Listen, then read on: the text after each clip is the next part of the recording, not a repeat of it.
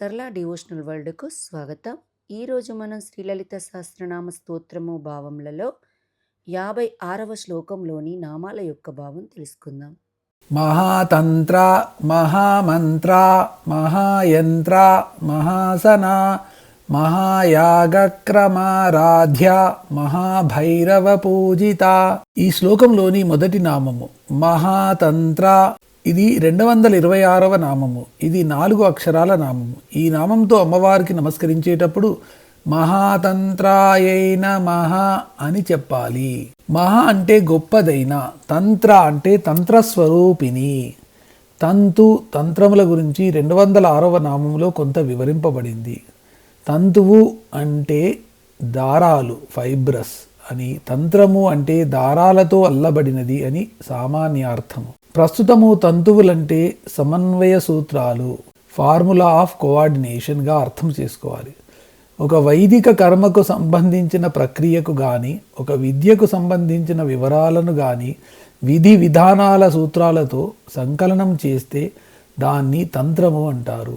ఈ నిర్వచనం ప్రకారము కల్పసూత్రాలు, ఆగమ సూత్రాలు, ఆపస్తంభ, అశ్వలాయ, నాది మహర్షులచే సంకలనము చేయబడిన గృహ్య సూత్రాలు, శ్రీ విద్యకు సంబంధించిన కులార్ణవ, జ్ఞానార్ణవ, నిత్యోత్సవాది తంత్రాలు అన్నీ ఈ కోవలికే వస్తాయి. ఇన్ని రకాల తంత్రాలున్న శ్రీ విద్యకు సంబంధించిన తంత్రము మహోత్కృష్టమైనది. దీనికి స్వతంత్ర తంత్రం అనే పేరు కూడా ఉంది. జగద్వ్యూహానికి సంబంధించిన సమన్వయపరిచి ఇచ్చిన యంత్ర మంత్ర తంత్రాల సమగ్ర స్వరూపమే శ్రీ విద్యకు సంబంధించిన ఈ తంత్రము. వెన్నెముకలో ఉండే 64 తంత్రాలు సిద్ధుల్లాగా ఉన్నా వాళ్ళు అలా ఎంతసేపు ఉండాలో, ఎలా ఉండాలో వాళ్లకు తెలియదు. స్వతంత్రం లేదు. 60వది అయిన స్వతంత్ర తంత్రానికి మాత్రము తనకి తాను తెలుసు. నిర్ణయించగల శక్తి, మార్చగల శక్తి, ప్రయోగ ఉపసంహరణ శక్తి, ఇవన్నీ చేయగల స్వతంత్రత ఉంటుంది. అందుకే ఆదిశంకరులు అమ్మవారిని ఉద్దేశించి స్వతంత్రతే తంత్రం అన్నారు.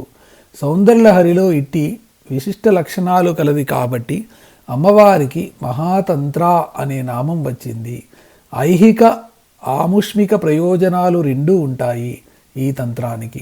మహిమాన్వితమైన తంత్రస్వరూపిణి అని ఈ నామానికి అర్థము. ఈ శ్లోకంలోని తర్వాతి నామము మహామంత్ర. ఇది 227వ నామము. ఇది 4 అక్షరాల నామము. ఈ నామంతో అమ్మవారికి నమస్కరించేటప్పుడు మహామంత్రాయై నమః అని చెప్పాలి. మహా అంటే గొప్పదైన, మంత్ర మంత్రస్వరూపిణి. మంత్రము అంటేనే మహిమగల మాట.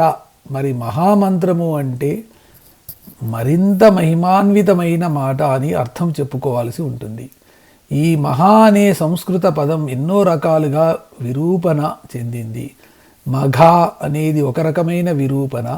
ఈ రూపంతోటే ఒక నక్షత్రం పేరు ఉంది. అదే మఘా నక్షత్రము. ఈ మఘా నక్షత్రాన్ని తెలుగులో మఖా నక్షత్రం అని కూడా తప్పుగా పలుకుతారు. ఆంగ్లంలో దీన్ని మాఘస్ అంటారు. సోమర్సెట్ మాఘుమ్ ఓ ప్రఖ్యాత ఆంగ్ల కవి మ్యాజిక్ అనే ఆంగ్ల పదానికి ఈ మహా అనే సంస్కృత పదమే మూలమై ఉండాలి కూడా. ప్రస్తుత లలిత సహస్రనామాల్లోని మహేశ్వరి నామం నుండి మహాత్రిపుర సుందరి వరకు మొత్తం 27 నామాలు ఉంటాయి. మణిద్వీపంలో ఉండే అమ్మవారి ప్రత్యేక నామాలుగా వీటిని చెప్పుకోవచ్చును. రాశిచక్రంలోకి ఒక్కొక్క నక్షత్రానికి ఈ 27 నామాల్లో ఒక్కొక్క నామం చొప్పున న్యాసం చేసుకుని జపించే లలిత ఆరాధకులు కూడా ఉంటారు. ప్రణవ గాయత్రి మంత్రాది మహామంత్రాలు తన స్వరూపముగా గలది అని కూడా అర్థము చెప్పుకోవచ్చును. ఒక గ్రామానికి సరిహద్దులు ఎలా ఉంటాయో మన శరీరానికి కూడా ముక్కు చివర, కళ్ళ చివర, చెవుల చివర మొదలైన చోట్ల సరిహద్దులు లేదా పొలిమేరలు ఉంటాయి. అన్నమయ, ప్రాణమయ, మనోమయ సూక్ష్మ శరీరాల్లో ఈ సరిహద్దుల వద్ద దేవతాశక్తులు పనిచేస్తాయి. పొలిమేరల్లో పనిచేసే ఈ దేవతాశక్తులను జానపదులు గంగానమ్మ, పోలేరమ్మ, అంకాలమ్మ, నూకాలమ్మ మొదలైన పేర్లతో పిలుస్తారు. వైదిక దేవతలు వీటికి మూలము. వీరినే దిగ్దేవతలు మరియు అంగ ప్రత్యంగ దేవతలని కూడా అంటారు. ఈ అంగ ప్రత్యంగ దేవతలను ఆవాహన చేసేటప్పుడు కూడా వారికి సంబంధించిన మంత్రాల ముందు మహా చేర్చి ఉచ్చరించడం పరిపాటి. ఇలాంటి మంత్రాలు ఉచ్చరించేటప్పుడు మనకు అనిపించే భావానికి ఆ మంత్రపదం యొక్క అర్థానికి సంబంధం ఉండకపోవచ్చును కానీ మనకు మంత్రానికి ఉంటుంది. ఉదాహరణకి మార్ధవం అన్నప్పుడు ఏదో కఠినత్వము ఆ పదంలో ఉన్నట్లు అనుకుంటాం, కానీ దాని అర్థము మృదులత్వము లేదా మెత్తనితనమే అని అలా అన్నమాట. ఈ నామానికి ఈ విధమైన అర్థాలు చెప్పుకోవచ్చును. ప్రణవ గాయత్ర్యాది మహామంత్రాలు తన స్వరూపముగా గలది. అంగ ప్రత్యంగ దిగ్దేవతా మంత్రాలు తన స్వరూపముగా గలది. మహిమకు గొప్పతనానికి చెప్పబడిన మంత్రస్వరూపిణి. ఈ శ్లోకంలోని తర్వాతి నామము మహాయంత్ర. ఇది 228వ నామము. ఇది 4 అక్షరాల నామము. ఈ నామంతో అమ్మవారికి నమస్కరించేటప్పుడు మహాయంత్రాయైన మహా అని చెప్పాలి. మహా అంటే గొప్పదైన, యంత్ర అంటే యంత్రస్వరూపిణి. యమము చేయువాడు ఎంత, నియమము చేయువాడు నియంత. అనుసరించడానికి ఇచ్చే ప్రణాళిక తంత్రము అయితే దాన్ని నడిపేదాన్ని యంత్రము అంటారు. వ్యక్తమైన ప్రతి జీవికి ఇటువంటి యంత్రము ఉంటుంది. అది సృష్టి యంత్రము. ఈ సమస్త సృష్టి నిర్వహణకు అవసరమయ్యే ఒకే ఒక యంత్రాన్ని మహాయంత్రము అంటారు. ఇది సమిష్టి యంత్రము అవుతుంది. ఈ మహాయంత్రము కూడా జగద్ధాత్రి అయిన అమ్మవారి. అందుకని అమ్మవారిని మహాయంత్ర అంటారు. విశిష్ట లక్షణాలు కలది కాబట్టి అమ్మవారికి మహాతంత్ర అనే నామం వచ్చింది. ఐహిక ఆముష్మిక ప్రయోజనాలు 2 ఉంటాయి ఈ తంత్రానికి. మహిమాన్వితమైన తంత్రస్వరూపిణి అని ఈ నామానికి అర్థము. తర్వాతి నామము మహామంత్ర. ఇది 227వ నామము. ఇది 4 అక్షరాల నామము. ఈ నామంతో అమ్మవారికి నమస్కరించేటప్పుడు మహామంత్రాయైన మహా అని చెప్పాలి. మహా అంటే గొప్పదైన, మంత్ర అంటే మంత్రస్వరూపిణి. మంత్రము అంటేనే మహిమగల మాట. మరి మహామంత్రము అంటే మరింత మహిమాన్వితమైన మాట అని అర్థం చెప్పుకోవాల్సి. ఈ మహా అనే సంస్కృత పదం ఎన్నో రకాలుగా. తర్వాతి నామము మహాయాగక్రమారాధ్య. ఇది 230వ నామము. ఇది 8 అక్షరాల నామము. ఈ నామంతో అమ్మవారికి నమస్కరించేటప్పుడు మహాయాగక్రమారాధ్యాయైన మహా అని చెప్పాలి. మహా అంటే గొప్పదైన, యాగ అంటే యాగ విధానములో, క్రమ అంటే క్రమబద్ధమైన పద్ధతిలో, ఆరాధింపబడినది. తదర్థం కర్మ కౌంతేయ తత్కురుష్వ మదర్పణమని గీతావాక్యం. ఏది చేసినా తనకు అర్పణ బుద్ధి కాకుండా తదర్పణ బుద్ధి ఉంటే ఆ విధంగా చేయడము మహాయాగం అవుతుంది. ఈ విషయమే సౌందర్యలహరిలో చెప్పారు ఆదిశంకరుల వారు. ఏ పనిలో అయినా ఒక క్రమము ఉంటే ఆ పని రాణిస్తుంది. శిక్షణలో క్రమం ఉంటే అది క్రమశిక్షణ అయినట్లే. చేసే పనుల్లో అంటే ఆరాధనలో క్రమం ఉంటే క్రమారాధన అవుతుంది. ఒక పద్ధతిగా చేసే పనిని యాగం అనవచ్చును.